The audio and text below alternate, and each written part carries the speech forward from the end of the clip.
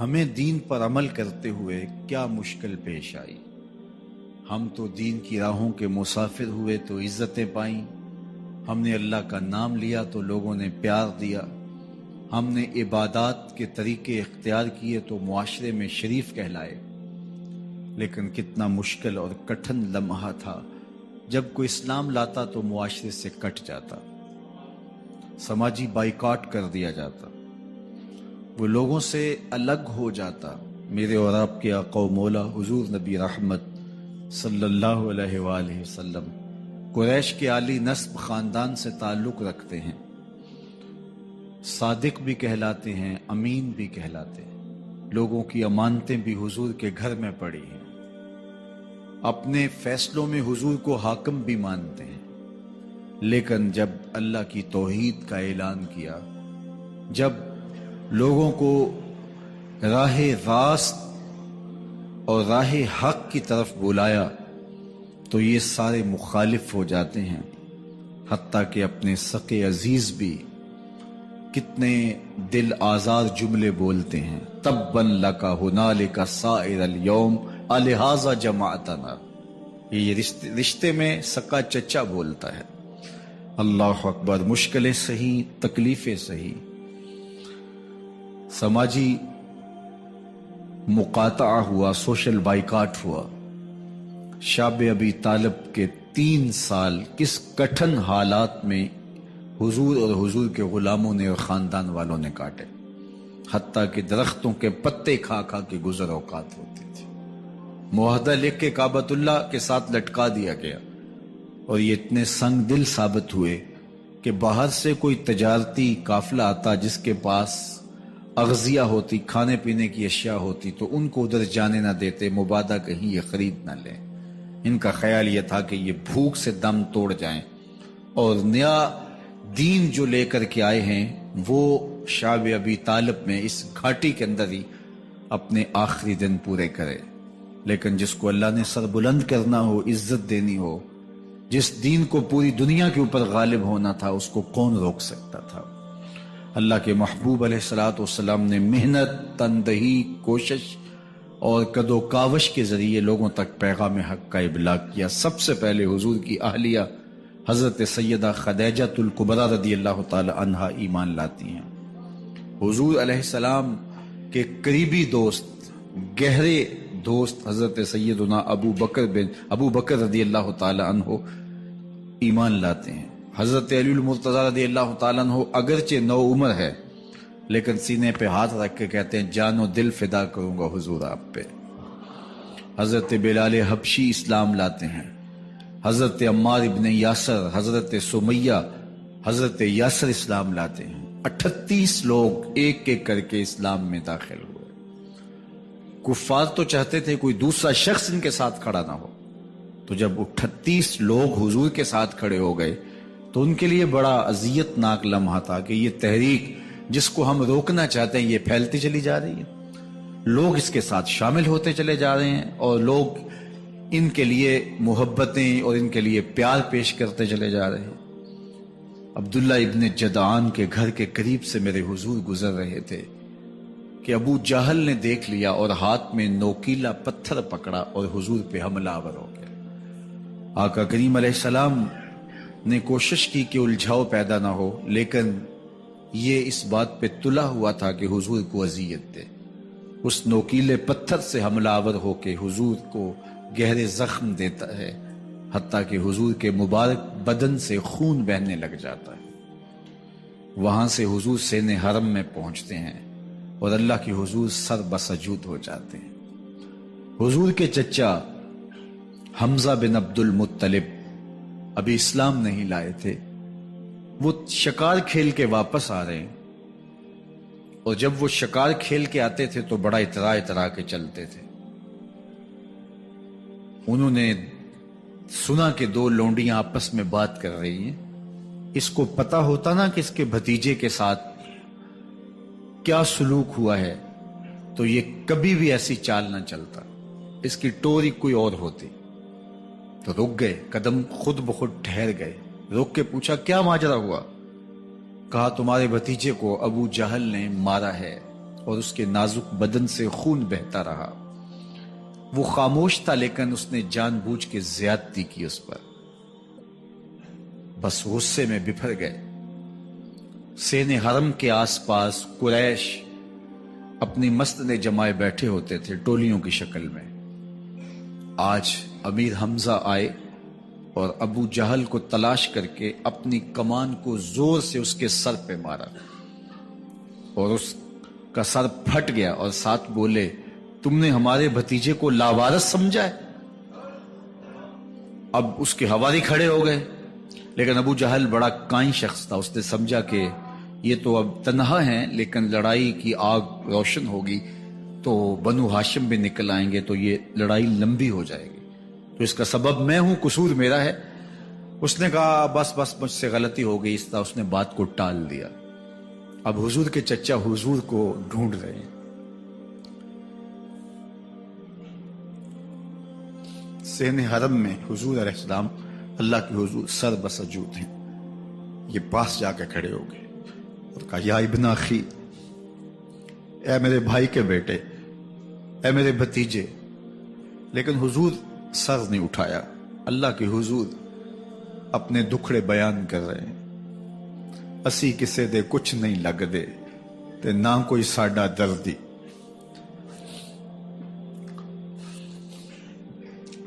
اللہ کے محبوب علیہ السلام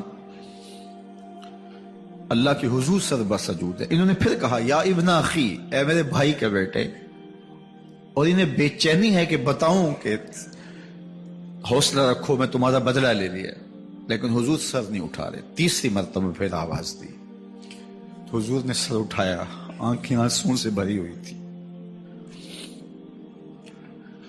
تو برجستہ کہا بھتیجے میں تمہارا بدلہ لے لیا۔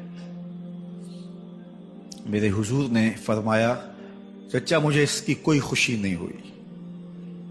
یہ حیرت زدہ ہو گئے کہ اتنا بڑا کام، اس وقت مکے کا اتنا بڑا سورما، اور میں اس سے ٹکرا کے آیا ہوں اور یہ کہہ رہے ہیں مجھے کوئی خوشی نہیں ہوئی۔ قسمت اچھی تھی۔ بولے بھتیجے تم کیسے خوش ہوتے ہو؟ کہا جس رب کو میں مانتا ہوں اس کو تم بھی مان لو۔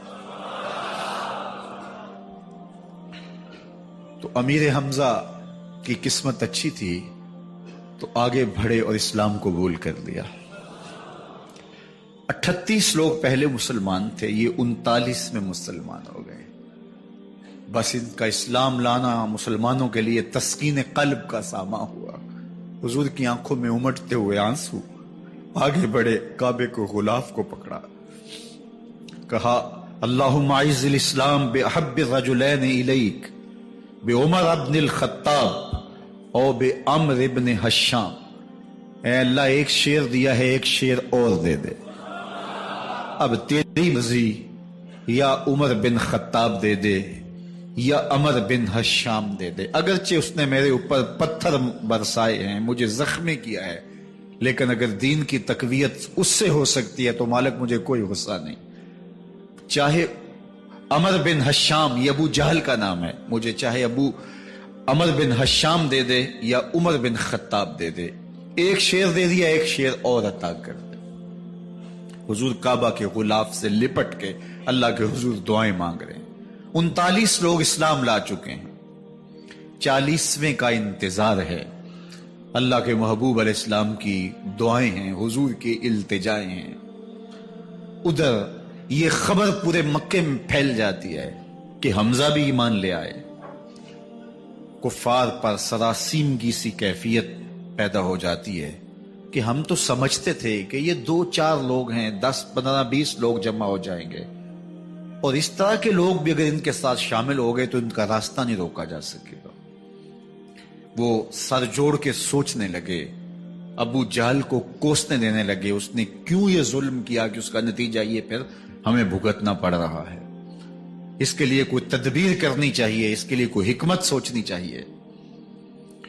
26 سال کا نوجوان ہے، خطاب کا بیٹا ہے، نام عمر ہے، اپنے گھر کے اندر پیچ و تاب کھا رہا ہے کہ اگر یوں ہی اسلام پھیلتا رہا تو ہمارے بتوں کے خلاف اٹھنے والا یہ نظم اتنا پھیل جائے گا کہ روکنا مشکل ہو جائے گا، آباء و اجداد کی کہانیاں ختم ہو جائیں گی، یہ ایک نیا دین ایسے پنپتا رہا تو پھر اس کو روکا نہیں جا سکے گا. کون روکے؟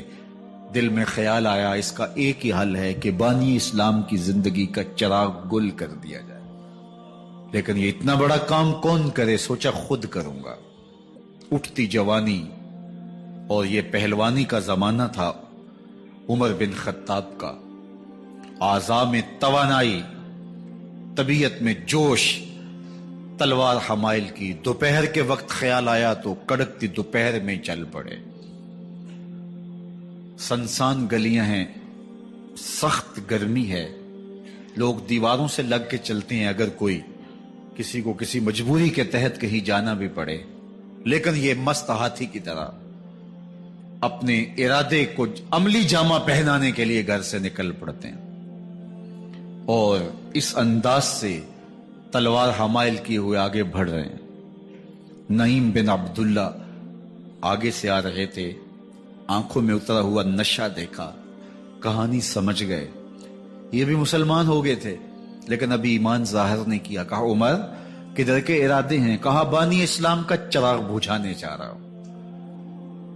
یہ روز روز کی کہانی ختم کرنے جا رہا ہوں. آج حمزہ ایمان لائے ہیں، کل کوئی اور آ جائے گا، پھر اس تحریک کو روکنا مشکل ہو جائے گا.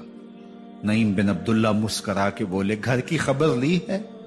کہا کیا ہوا میرے گھر کو؟ کہا تمہاری بہن فاطمہ بھی اس محمد کی غلام بن گئی ہے، تمہارا بہنوئی سعید بن زید بھی اس کا نوکر بن گیا ہے. بس بپھر گئے. وہ جو غصہ تھا وہ ادھر منتقل ہو گیا، بہن کے گھر کا رخ کیا. جب دروازے پہ پہنچے تو اندر سے قرآن پڑھنے کی آواز آ رہی ہے. جو کہا گیا تھا، جو سنا تھا، اس کا یقین پیدا ہو گیا. زور زور سے دروازے کو کھٹکھٹانے لگے. بہن نے دیکھا کہ بھائی ہے. جو قرآن پڑھ رہا تھا اس کو چھپا دیا اور خود دروازہ کھولا. بس پیٹنا شروع کر دیا، مار مار کے سر پھوڑ دیا. خون بہ رہا ہے. جب سر پھٹ گیا تو فاطمہ بنت خطاب بولی عمر تم خطاب کے بیٹے ہو، میں بھی خطاب کی بیٹی ہوں. سن لو محمد کا دامن نہیں چھوڑو، جو کرنا ہے کرو. جب یہ تیور دیکھے تو عمر کی حیرت انتہا کو چھو گئی. یہ کون سی قوت ہے جس نے ایک عورت کے اندر یہ جذبے رکھ دیے؟ کہا اچھا بتاؤ تم کیا پڑھ رہے تھے؟ کہا تم ناپاک ہو، تمہیں نہیں دوں گی. کہا کیسے دو گی؟ کہا پہلے غسل کرو. عمر غسل کر رہا ہے. سودا لینے کے لیے بازار گئے، ہاتھ اس کے بکے جس کے خریدار گئے. عمر غسل کر رہے ہیں. غسل کر کے باہر آئے تو بہن قرآن لے آئی. وہ کھجور کی چھالیں، وہ چمڑے کے اوپر لکھا ہوا قرآن سامنے رکھ دیا. عمر پڑھ رہے ہیں طٰہٰ ما انزلنا علیک القرآن لتشقیٰ. اے 14ویں کے چاند محبوب، قرآن اس لیے نازل تو نہیں کیا تھا کہ تم مشقت میں پڑ جائے. محبوب رحمت کے دروازے کھل رہے ہیں، کرم نوازیاں ہونے والی ہیں. عمر پڑھتے گئے، آنکھوں کے بندن ٹوٹ گئے، آنسو آنے لگے، ٹپ ٹپ آنسو گرنے لگے. عمر رو رہے ہیں، بدن کانپ رہا ہے. آئے کس ارادے سے تھے، اب حالت کیا ہوئی جا رہی ہے. اپنی بہن سے کہا، بہنوئی سے کہا جس در کے تم غلام ہوئے ہو کبھی میں بھی اس در کا غلام نہیں ہو سکتا؟ عمر کی کہیں عمر نہ برباد ہو جائے، مجھے اس چوکھٹ پہ لے چلو. کہا چلو ہم اس دہلیز پہ لے چلتے ہیں.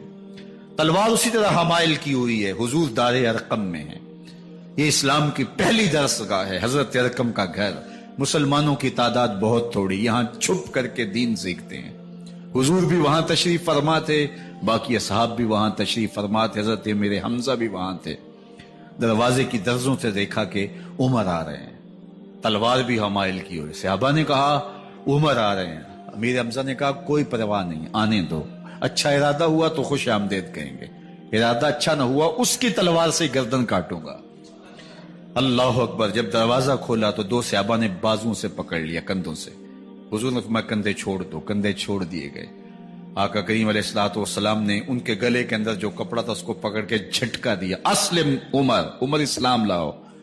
اللہ اکبر. اور ساتھ حضور نے حضرت عمر کے دل پہ ہاتھ رکھے، اللہم اہد قلبہ، اللہ عمر کے دل میں ہدایت ڈال دے.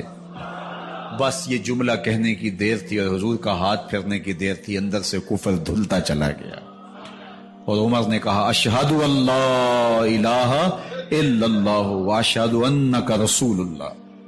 جب یہ پڑا کلمہ تو حضور کی زبان سے بے ساختہ نکلا اللہ اکبر، اور صحابہ نے بھی اللہ اکبر کہا، اور اس زور سے کہا کہ مکے کی گلیاں گونجنے لگی۔ اب عمر ایمان لانے کے بعد حضور کی خدمت میں حاضر ہو کے عرض کرتے ہیں حضور کیا ہم حق پہ نہیں ہیں؟ فرمایا ہم حق پہ ہیں۔ اللہ کا دین سچا نہیں ہے؟ فرمایا اللہ کا دین سچا ہے۔ کہا کہ آپ اللہ کے سچے نبی نہیں ہیں؟ فرمایا میں اللہ کا سچا نبی ہوں۔ تو فرمایا پھر ہم چھپ کے نماز کیوں پڑھیں؟ کہا کہ عمر تم جانتے ہو حکمت ہے، اتنے جو ہے وہ ہماری تعداد نہیں، اور کفار کا جور و ظلم اور ستم۔ عرض کی حضور ہم کعبۃ اللہ میں جا کے نماز پڑھیں گے۔ مسلمانوں کی دو صفیں بن گئی، ایک صف کی قیادت امیر حمزہ کر رہے ہیں، ایک صف کی قیادت حضرت فاروق اعظم کر رہے ہیں، درمیان میں حضور چل رہے ہیں، اور روایات میں آتا ہے حضرت عمر چلتے جاتے ہیں اور ساتھ لا الہ الا اللہ پڑھتے چلے جا رہے ہیں۔ اور پھر جا کے وہاں پہنچے تو وہاں جو صنادید قریش تھے ان پر سختہ طاری ہو گیا۔ حضرت عمر رضی اللہ تعالیٰ عنہ جب ایمان لائے تو آپ نے ایک ایک کافر کے گھر کے دروازے پہ کھڑے ہو کے کہا، جب کوئی بھی شخص مسلمان ہوتا تو کفار اس کو مارتے، زود و کوب کرتے، ظلم کرتے، ستم کرتے، گھسیٹتے بازاروں میں، لیکن حضرت عمر ایمان لائے تو ایک ایک شخص کے دروازے پر کھڑے ہو کر کے کہا کہ تم کمزوروں کو مارتے تھے، میں تمہیں بتانے آیا ہوں میں محمد عربی کا نوکر بن گیا ہوں۔ بلکہ آپ نے اعلان کیا جس نے اپنی بیوی کو، بیوہ اور بچوں کو یتیم کروانا ہو اور اپنے ماں باپ کی کمر کو جھکانا ہو وہ عمر کے مقابلے میں آئے۔ اللہ اکبر۔ زنیرہ نامی ایک خاتون تھی، بہت کمزور، راوی کہتا ہے کہ اس کی ہڈیوں میں گودا نہیں تھا، عشق رسول تھا، اور اس کا ظالم آقا اس کو مارتا ہے، اور جب مار مار کے تھک جاتا ہے ادھر سے عمر آ رہے ہیں، یہ اسلام لانے کے پہلے کی کہانی ہے، تو ادھر سے عمر آ رہے ہیں تو اس نے کہا عمر تم جوان آدمی ہو تو یہ چھوڑتی نہیں ہے اپنے نبی کا نام، ذرا تم آؤ۔ تو عمر کوڑا پکڑ لیتے اسے مارتے ہیں، مارتے مارتے تھک جاتے ہیں تو پانی پینے لگتے ہیں، تو کہتے ہیں مجھے تیرے پہ ترس نہیں آیا لیکن میں ذرا پانی پینے لگا ہوں، اور پھر گلے کے اندر کپ ڈال کر کے کوڑا اور اس کی رسی کو بل دیتے ہیں اور اس کی آنکھیں باہر نکل آتی ہیں، اور کہتے ہیں بلا اپنے نبی کو جو تیری آنکھوں کی بینائی واپس کرے۔ اللہ اکبر۔ تو اس نے آسمان کی طرف منہ کر کے کہا مالک میں کبھی بھی آنکھوں کی بینائی نہ مانگتی، لیکن اب تیرے نبی کی عزت کا سوال ہے۔ آنکھوں کی بینائی واپس ہو جاتی ہے۔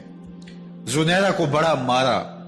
آج عمر گلیوں میں آنکھوں میں آنسو ہیں اور عجیب دلے بےتاب ہے، اور کہتا ہے آؤ بھئی میں حضور کا غلام بن گیا ہوں، تمہیں بتانے آیا ہوں۔ زنیرہ نے موڑ کاٹا تو آگے عمر یہ آواز دے رہے تھے۔ زنیرہ ایک کونے پہ کھڑے ہو کے زو کے کہتی ہے عمر تم تو بڑے اس دن جوش و غضب میں تھے اور تم مارتے ہوئے تھکتے نہیں تھے۔ تو عمر نے کہا زنیرہ اس دن میں نے دیکھا نہیں تھا، اب میں محمد عربی کو دیکھ آیا ہوں۔ جنہ ویکھیا نہیں ہو کرن گلاں، جنہ ویکھیا نہیں ہو کرن گلاں، جنہ ویکھیا ہو تے بول دے نہیں، جڑے محرم راز حقیقت دے اور راز حقیقت کھول دے نہیں۔ تو حضرت عمر رضی اللہ تعالیٰ عنہ ایمان لائے۔ حضرت عبداللہ ابن مسعود رضی اللہ تعالیٰ عنہ فرماتے ہیں کہ حضرت عمر کا ایمان لانا مسلمانوں کے لیے عزت کا سبب تھا، ان کا ہجرت کرنا مسلمانوں کی نصرت تھی، اور ان کی خلافت مسلمانوں کے لیے رحمت تھی۔ حضرت عمر رضی اللہ تعالی عنہ وہ ہیں کہ میرے حضور نے فرمایا لوگوں جب نیک لوگوں کا ذکر کرو تو میرے عمر کا تذکرہ ضرور کیا کرو۔ میرا عمر وہ ہے کہ جب وہ ایک جگہ ایک سمت سے آ رہا ہو، ایک گلی اور بازار سے آ رہا ہو تو شیطان بھی آ رہا ہو، عمر کو دیکھ کے راستہ تبدیل کر لیتا ہے۔ حضرت عمر رضی اللہ تعالی عنہ کی طبیعت کے اندر جو جاہ و جلال تھا، طبیعت کے اندر جو سختی تھی، وہ اسلام کے اندر آ کر بھی قائم رہی، اور آپ نے وہی سختی، وہی جاہ و جلال جو پہلے مسلمانوں کے خلاف تھا، اب کفار کے خلاف، منافقین کے خلاف حضرت عمر کی طبیعت کے اندر وہ جوش و خروش بدستور موجود رہا، لیکن جس دن آپ خلیفہ بنے تو اس دن آپ نے ممبر پہ چڑھ کے جو خطبہ دیا اس میں کہا، لوگوں میں سخت اس لیے تھا کہ رسول اللہ نرم تھے، پھر میں سخت اس لیے تھا کہ حضرت ابوبکر صدیق نرم تھے، اب میں تخت خلافت پہ بیٹھا ہوں، اب میری سختی جو ہے وہ نرمی میں تبدیل ہو گئی، صرف فاسقوں فاجروں اور باغیوں کے لیے میں سخت ہوں، باقی تمہارے لیے نرم ہوں۔ سب سے کم جو تنخواہ بیت المال سے اگر کسی وجود نے لی ہے تو وہ حضرت عمر رضی اللہ تعالیٰ عنہ نے لی، صرف 2 جوڑے لیتے تھے سال میں، اور راوی کہتا ہے کہ میں نے دیکھا ہے کہ اس میں بھی 17 پیوند لگے ہوتے تھے۔ حضرت عمر رضی اللہ تعالیٰ عنہ کا طرز زندگی، آپ کا انداز معاشرت اور آپ کا انداز خلافت، ہر لمحہ آپ کی زندگی کا اٹھا کے دیکھیے کتنی مرتبہ قرآن حضرت عمر کی رائے کے مطابق نازل ہوا ہے۔ اللہ تعالیٰ جل شانہ نے ان کو صاحب الہام بنایا تھا۔ ہر امت میں کوئی صاحب الہام ہوتا ہے، حضور کی امت کا صاحب الہام حضرت عمر رضی اللہ تعالیٰ عنہ، اور آقا کریم نے انہیں اپنا وزیر قرار دیا، فرمایا میرے 2 وزیر آسمانوں میں ہیں، 2 وزیر زمینوں میں ہیں، آسمانوں کے وزیر ابو جو ہے وہ جبرائیل اور میکائیل ہیں، اور زمین کے وزیر ابو بکر اور عمر ہیں رضی اللہ تعالی عنہما۔ تو اللہ تعالیٰ جل شانہ نے حضرت سیدنا صدیق اکبر کے بعد حضرت سیدنا عمر بن خطاب رضی اللہ تعالیٰ عنہ سے جو کام لیا، مختصر دور خلافت کے اندر 10 سال 6 ماہ 4 دن آپ نے خلافت فرمائی ہے، لیکن کہاں سے چلے اور یہاں مکران تک، بلوچستان کا حصہ ہے، یہاں تک آپ کے سلطنت کی حدود وسیع ہوں، ادھر آرمینیا تک جا پہنچے، حمص فتح کیا، قادسیہ، یرموک، آپ ذرا دیکھیے کہ کہاں تک آپ کی فوجوں کے گھوڑے دوڑتے رہے، اور اللہ تعالیٰ جل شانہ نے ان کو جو توانائی، عدل و انصاف کی قوت عطا فرمائی۔ اللہ اکبر، جب زمین پہ عدل کیا ہو تو زمین بھی حکم مانتی ہے، اور حضرت عمر وہ تھے جن کا حکم ہوائیں بھی مانتی تھی، زمین بھی مانتی تھی، جن کا حکم جو ہے وہ آگ بھی تسلیم کرتی تھی اور دریا بھی ان کا حکم مانا کرتے تھے۔ مصر کے اندر رسم بد جاری تھی، یہ رسم بد جاری تھی کہ سال کے بعد 1-2 شیزہ کو زیورات پہنا کے اچھے لباس میں ملبوس کر کے دریا کی بھیڑ چڑھایا جاتا، اس کی قربانی دی جاتی، اس کا خون بہتا تو دریا چلتا۔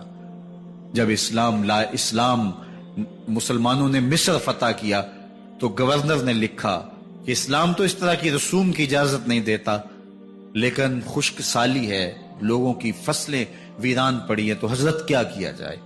تو حضرت عمر رضی اللہ تعالیٰ عنہ کو جب قاصد آ کے پیغام دیتا ہے تو کاغذ کے ٹکڑے پہ لکھتے ہیں بسم اللہ الرحمن الرحیم، مصر کے نیل کی جانب عمر کا خط، لکھتے ہیں اے نیل اگر تو اللہ کے حکم سے چلا کرتا ہے تو چل، ورنہ ہمیں تیرے چلنے کی کوئی حاجت نہیں ہے۔ اور قاصد کو کہا یہ خط لے جاؤ اور جا کے دریائے نیل میں پھینک دو۔ قاصد جا کے خط دریائے نیل میں پھینک دیتا ہے، پانی آتا ہے، ایسا دریائے نیل چلا 14 صدیاں ہوئی ہیں آج تک کبھی بند ہی نہیں ہوا۔ دریا حکم مانتے ہیں، آگ نکلتی ہے، لوگ حضرت عمر رضی اللہ تعالی عنہ کے پاس آئے، حضرت لاوا پھوٹا ہے، آگ نکل رہی ہے اور مدینے کی طرف بڑھ رہی ہے، اب کیا کیا جائے؟ فائر بریگیڈ تو زمانے میں تھی نہیں۔ عمر نے اپنی قمیض اتاری، جس قمیض پہ 17 پیوند لگے ہوئے تھے چمڑے کے، کہا یہ قمیض لے جاؤ، جدھر آگ بڑھ رہی ہے آگے ڈھالنا، آگ پیچھے بھاگ جائے گی۔ زلزلہ آتا ہے تو زمین پہ دھرا مارتے ہیں، زمین رک جا، کیا عمر نے تیری چھاتی پہ عدل نہیں کیا ہے؟ تو یہ عمر ہیں رضی اللہ تعالی عنہ کہ جن کے انصاف کی وجہ سے، جن کے عدل کی وجہ سے اللہ تعالیٰ کی رحمات اور اس کی برکات کا نزول ہوتا تھا، اور اللہ تعالیٰ نے مسلمانوں کو وہ آبرومند حکومت دی۔ کائنات کی تاریخ کے اندر ایسی حکومت آپ نے نہیں دیکھی ہوگی جو حضرت عمر نے حکومت کی ہے۔ اللہ اکبر، فرمایا فرات کے کنارے پہ ایک کتا بھی پیاسا مر گیا تو اس کا حساب بھی عمر سے ہوگا۔ جب اتنے علاقے فتح ہو گئے تو ایک دن حضرت عمر بیٹھ کے رو رہے تھے، تو کسی نے کہا حضرت رو کیوں رہے ہیں؟ فرمایا کہ میں اس لیے رو رہا ہوں کہ فلاں پل سے بکریاں گزری ہیں، تو پل کے اندر شکستگی تھی، ٹوٹا ہوا تھا پل درمیان میں کچھ، اس میں ایک بکری کی ٹانگ ٹوٹ گئی ہے، تو میں ڈرتا ہوں کہیں اس کا حساب نہ لیا جائے کہ میرا رب یہ نہ پوچھے کہ عمر تو نے پل صحیح تعمیر نہیں کروائے تھے کہ ایک بکری کی ٹانگ کیوں ٹوٹی ہے۔ یہ ہیں حضرت عمر رضی اللہ تعالی عنہ۔ اللہ اکبر۔ حضرت سیدنا عمر رضی اللہ تعالیٰ عنہ کی پوری زندگی آپ دیکھ لیجئے، آپ دن کو گھر میں بیٹھتے ہیں، دربار خلافت میں بیٹھتے ہیں، اور آپ کا دربار خلافت کیا ہے؟ کوئی عالی نصب محل نہیں ہے، مسجد نبوی کا صحن ہے، وہاں بیٹھ کے فیصلے ہو رہے ہیں۔ باہر سے سفیر آتا ہے اور آ کے پوچھتا ہے کہ میں امیر المومنین کے، مسلمانوں کے حکمران کے دارالامارہ میں محل میں جانا ہے، تو وہ مسکرا کے کہتے ہیں ہمارے امیر کا تو کوئی محل نہیں ہے۔ کہا کہاں ہے تمہارا امیر؟ کہا مسجد نبوی میں ہوگا یا بیت المال کے اونٹوں کی دیکھ بھالی کر رہا ہوگا، ان کی دیکھ بھال میں لگا ہوگا۔ وہ جب گئے تو مسجد میں نہیں ہے، اللہ اکبر، وہاں گئے تو وہاں بھی نہیں ہے۔ پھر کیا دیکھتے ہیں کہ عمر رضی اللہ تعالی عنہ جنت البقیع کے پاس ایک درخت کے نیچے اینٹ کا سرانہ رکھ کے سوئے ہوئے، تو اس نے کہا عمر تو نے عدل کیا ہے، تجھے کچی اینٹ پہ بھی نیند آ گئی، ہمارے حکمرانوں نے انصاف نہیں کیا، اور وہ بند اور محفوظ کمروں کے اندر بھی سکون اور چین کی نیند نہیں سو سکتے۔ حضرت سیدنا عمر رضی اللہ تعالیٰ عنہ نے اس طرح ان امور سلطنت نبھائے۔ آپ دن کو لوگوں کی دیکھ بھالی کرتے، لوگوں کی ضروریات سنتے سمجھتے، اور جب رات پڑتی لوگ سو جاتے، عمر مدینے کی گلیوں میں پہرا دیتے۔ کائنات نے کوئی ایسا بھی حکمران دیکھا ہوگا؟ اللہ اکبر۔ وہ مجاہد جو مختلف محاذات پہ گئے ہوئے ہوتے، ان کے گھروں کی دیکھ بھالی کرتے، ان کی ضروریات کا خیال رکھتے، ان کی آبرو کا پہرا دیتے۔ راتوں کی تنہائیوں کے اندر حضرت عمر اٹھتے اور جا کے گشت کرتے، چکر لگاتے، دیکھتے کوئی آنکھ پر نم نہ ہو، مفلسی کا کسی گھر میں ماتم نہ ہو، لوگوں کی ضروریات کا خیال رکھتے۔ اللہ اکبر۔ ایک دن حضرت عمر رضی اللہ تعالیٰ عنہ ایک گھر کے قریب سے گزرے، گھر سے دھواں نکل رہا تھا، سوچا کوئی مہمان ہوگا، گزر گئے۔ تھوڑی دیر کے بعد پھر دوبارہ اس گلی سے گزر ہوا تو پھر دھواں نکل رہا تھا، پھر گزر گئے۔ 2 گھنٹے کے بعد پھر دوبارہ ادھر سے گزران ہوا تو پھر دھواں نکل رہا تھا۔ رات کا پچھلا پہر ہے، ابھی تک گھر سے دھواں نکل رہا ہے۔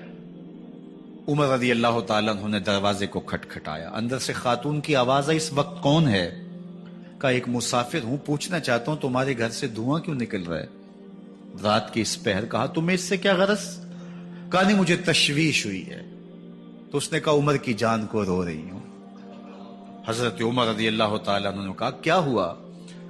کہا کہ کھانے کے لیے گھر کچھ نہیں ہے، بچے ضد کر رہے ہیں، ہنڈیا کے اندر پتھر ڈال کر کے میں نیچے سے آگ دیے جا رہی ہوں، بچوں کہتے ہیں تھوڑی دیر ہے تھوڑی دیر ہے، کہ بچے تھک کے سو جائیں گے انتظار کر کے، تو کچھ ہو تو پکے، اور بچے ہیں بھوک سے، شدت بھوک کی وجہ سے سو بھی نہیں رہے، اور میں یہاں بیٹھے عمر کی جان رو رہی۔